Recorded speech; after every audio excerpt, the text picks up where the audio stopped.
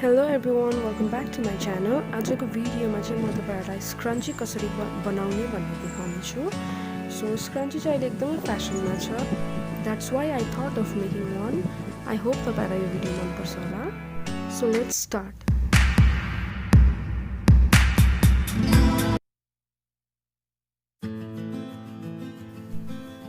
स्क्रन्ची बनाउनुको लागि सबैभन्दा पहिला चाहिँ तपाईलाई एउटा फ्याब्रिक चाहिन्छ. मैले यहाँ साटिन फ्याब्रिक लिएको छु. तपाईहरुसँग यो साटिन फ्याब्रिक छैन भने जुनसुकै कपडा पनि तपाईले युज गर्न सक्नुहुन्छ.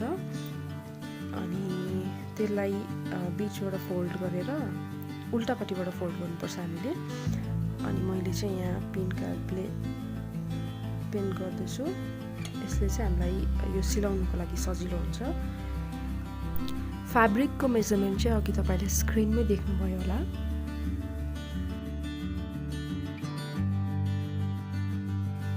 अब यो पछि चाहिँ तपाईले जुन मैले देखाउँदैछु त्यो एरिया सबै सिलाउनु पर्छ. सिलाउनुको लागि मैले यहाँ सियो को हेल्पले सिलाउँदै छु. If you have sewing machine then त्यो एकदमै राम्रो, छैन भने सियोले पनि काम चलिहाल्छ.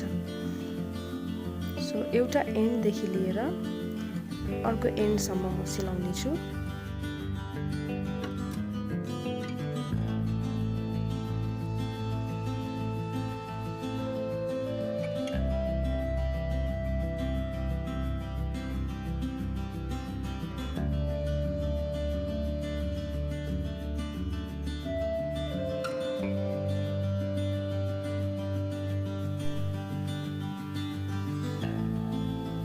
मैले जहाँ देखाउँदैछु त्यो सबै तपाईले सिलाउनु पर्ने हुन्छ.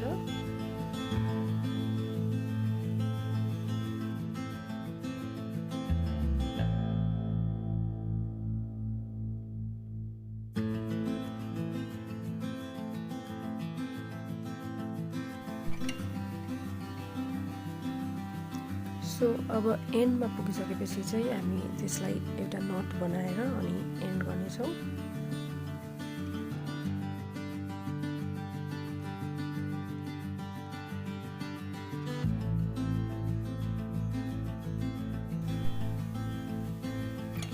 अनि यसपछि चाहिँ एउटा सेफ्टी पिनको हेल्पले हामीले यसलाई सुल्टा बनाउनु पर्ने हुन्छ.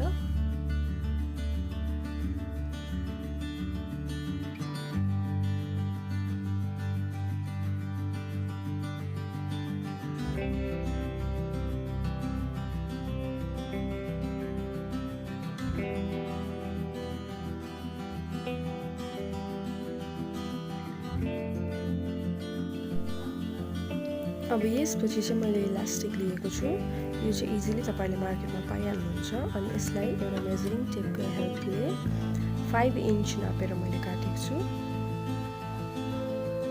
यसमा पनि तपाईले सेफ्टी पिनको हेल्पले एउटा एन्डमा पिन गर्नुहोस्. यो इलास्टिकलाई चाहिँ हामीले एउटा एन्डको थ्रुबाट अर्को एन्डमा निकाल्नु पर्ने हुन्छ. अनि याद गर्नु होला कि सेफ्टी पिन भएको एन्डलाई चाहिँ हामीले बाहिर निकालेर अर्कोबाट अनि त्यो अर्को एन्डलाई इलास्टिकको अर्को एन्डलाई चाहिँ पक्डिराख्नुपर्छ अर्को साइडमा.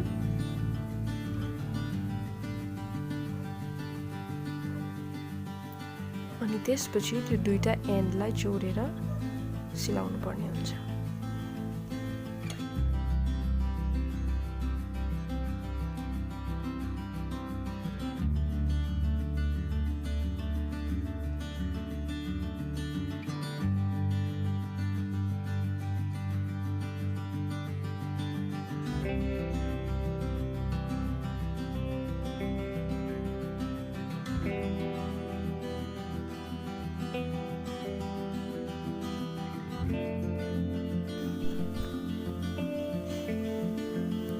अब यसपछि चाहिँ लास्ट पार्टमा हामी जुन त्यो फ्याब्रिकको दुईटा एन्डलाई सिलाउनु पर्ने हुन्छ.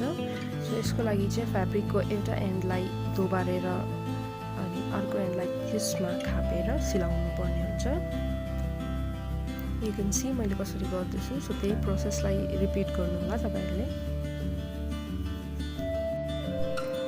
मैले पहिला नै भनिहालेँ कि स्क्रन्ची अहिले एकदमै फ्यासनमा छ.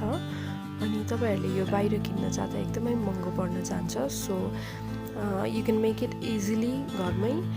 अनि त्यसमा पनि तपाईहरुले आफ्नो क्रिएटिभिटी युज गरेर जस्तै डिफरेंट काइन्ड अफ स्क्रन्ची बनाउन सकिन्छ जस्तै नेट फ्याब्रिकको अनि यो स्क्रन्चीको आउटर कर्नरमा तपाईले लेस हालेर और इन्टरलक गरेर धेरै प्याटर्नहरुमा बनाउन सकिन्छ सो तपाईहरुलाई यो भिडियो कस्तो लाग्छ हेल्पफुल थियो कि थिएन मलाई कमेन्ट सेक्सनमा भनिदिनु होला अनि यसरी नै हाम्रो स्क्रन्ची इज